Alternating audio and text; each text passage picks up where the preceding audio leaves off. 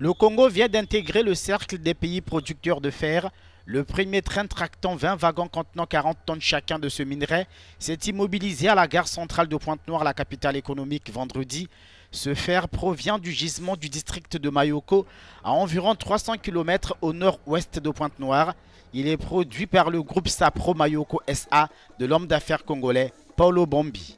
L'investissement dans les minerais, dans l'énergie, pour citer le pétrole, le fer, ne peuvent plus être l'exclusivité de ceux qui ne sont pas congolais. Sapro a acquis le gisement de Mayoko en 2016 auprès de la société sud-africaine Exaro et se propose dans un premier temps de produire 3 millions de tonnes de fer par an. La société vise à long terme une production de 150 millions de tonnes par an. La tonne de fer s'échange actuellement à 66 $. Paulo Bombi croit cependant à l'évolution de ce marché.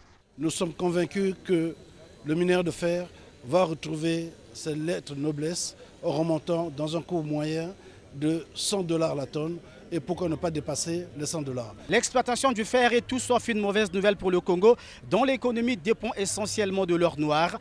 D'autres projets dans le domaine des mines sont dans les tuyaux, mais les investisseurs demandent l'amélioration du climat des affaires. Nous travaillons pour que les conditions soient réunies afin que ce port soit réellement compétitif.